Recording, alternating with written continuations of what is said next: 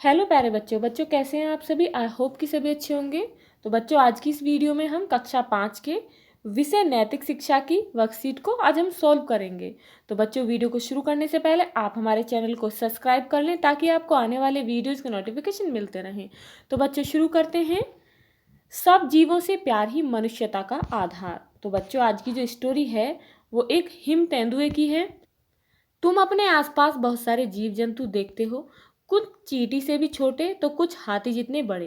क्या कभी सोचा है कि इन सब के होने या ना होने पर हम इंसानों को कोई फर्क पड़ेगा।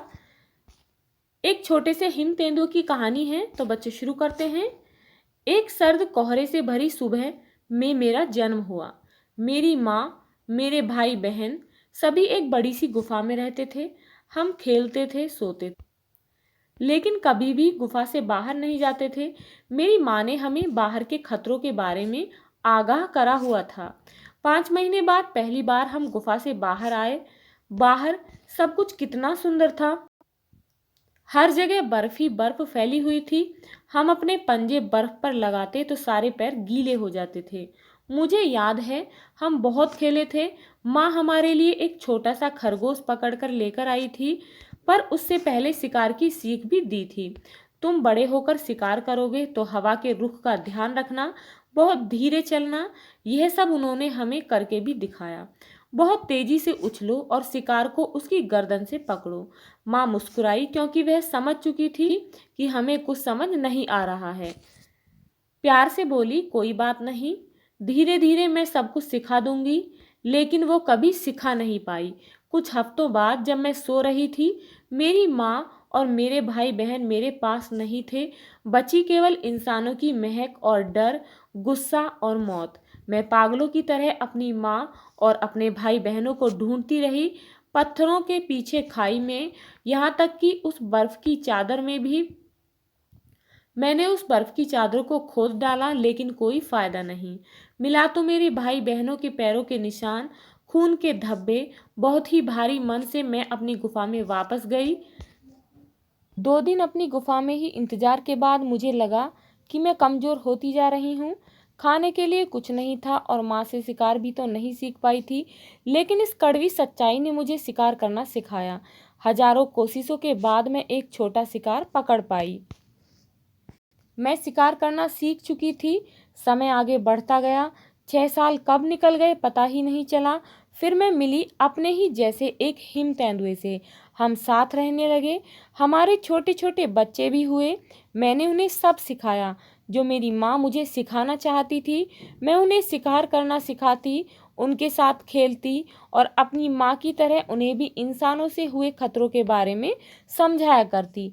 मैं उनके साथ दूर दूर निकल जाती, दूर दूर जंगल मैदान दिखाती, रात की सैर पर ले जाती, उन्हें भागना दौड़ना सब सिखाती। शिकार करते समय एक बार मैं काफ़ी दूर निकल गई। वहाँ मैंने बकरियों का झुंड देखा और उनमें से एक बकरी का मैंने जल्द ही शिकार कर लिया। लेकिन वहाँ वो इंसान थे। उन्होंने मुझे देखा और मेरे पीछे दौड़े। मैं छुपती भागती इधर उधर दौड़ती रही, लेकिन उन्होंने मेरा पीछा नहीं छोड़ा। मैं किसी तरह अपने आप को बचाकर अपनी गुफा के पास आई। सबसे पहले मुझे चिंता हुई मेरे बच्चों की। मैं खुशी खुशी में वह बकरी अपने बच्चों के पास लेकर जाना चाह रही थी।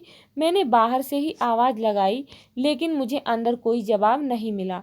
गुफा के अंदर मैं सूंघती हुई गई और वही महक, वही इंसानों की महक, वही डर, वही गुस्सा। मैं भागकर उस गुफा के अंदर गई जो बिल्कुल खाली और वीरान थी। मैंने चारों तरफ गुफा में देखा और एक डर मेरे अंदर समा गया। कहीं मेरे बचपन का बुरा सपना फिर से तो नहीं दोहराया जा रहा। मैं बार बार अपने बच्चों को आवाज़ लगाने लगी। मैं जोर से दहाड़ी, लेकिन कोई जवाब नहीं मिला। मैं हर जगह को देखने लगी, एक एक पत्थर, एक एक खाई, बर्फ के नीचे हर जगह। मैंने सब जगह छान मारी।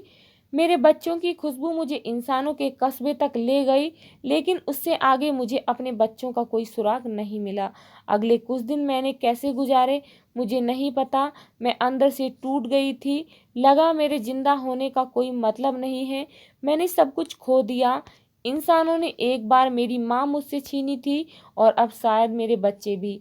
मुझे कुछ समझ नहीं आ रहा था कि मैं क्या करूं। इस बात को आज 3 साल गुजर चुके हैं और आज फिर मेरे सामने मेरे ही जैसे किसी और माँ के बच्चे अपनी माँ के आने का इंतज़ार कर रहे हैं।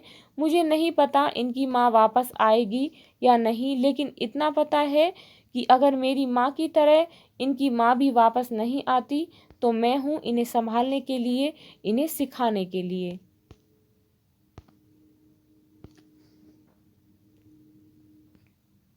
बच्चों, सभी जानवर चाहे छोटे हों या बड़े, शाकाहारी हों या मांसाहारी, जंगल में रहने वाले हों या घरेलू, सभी इस धरती के जीवन के लिए बहुत जरूरी हैं।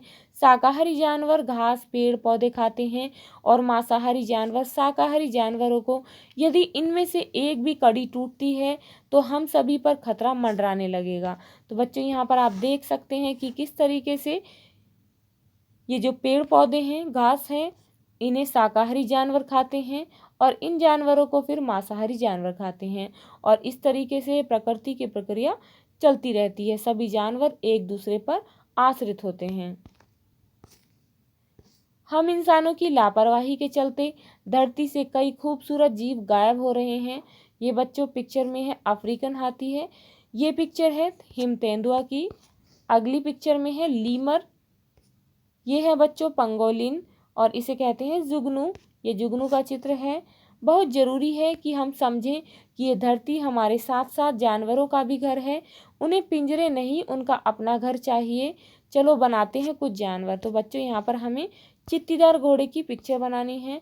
तो क्या करेंगे, सबसे पहले हम इस तरीके से आकृति को ड्रॉ करेंगे। उसके बाद फिर जो ये हॉर्स है इसकी गर्दन को बनाएंगे और फेस की आकृति बनाएंगे। उसके बाद फेस के ऊपर इस आकृति को बनाएंगे। उसके बाद बच्चों हम यहाँ पर लेग बनाएंगे, फिर चारों लेग बनाएंगे। उसके बाद टेल बनाएंगे, जो पूंछ है। उसके बाद यहाँ पर जो स्ट्रिप्स हैं उन्हें ड्रॉ करेंगे। उसके बाद जो लेग में स्ट्रिप्स हैं उन्हें ड्रॉ करेंगे और आपका ये जो हॉर्स है वो कंप्लीट है। नेक्स्ट पिक्चर है बच्चों पांडा की। यहाँ पर आपको इस पांडा की पिक्चर बनानी है। सबसे पहले हमको यहाँ पर इस तरीके से शेप बनानी है। उसके बाद यहाँ पर आपको नोज ड्रॉ करनी है। उसके बाद बच्चों यहाँ पर आपको फेस की आकृति जो है, शेप जो है, उसे ड्रॉ करना है। फिर आपको आईज ड्रॉ करनी है। उसके बाद यहाँ पर ईयर ड्रॉ करने हैं। ईयर ड्रॉ करने के बाद आपको टंग बनानी है, इट मीन्स जो जीभ है वो बनानी है। जीभ को कंप्लीट करना है और उसके बाद आपको इस पांडा के टीथ ड्रॉ करने हैं, यानी कि दांत बनाने हैं और आपका ये पांडा जो है, पांडा की पिक्चर एकदम तैयार है। इस तरीके से बच्चों आप इस पिक्चर को स्वयं बनाएंगे। बच्चों, यदि आपको ये वीडियो अच्छी लगी हो तो लाइक शेयर करना ना भूलें और यदि आप इस चैनल पर नए हैं तो प्लीज़ चैनल को सब्सक्राइब करें। Thank you.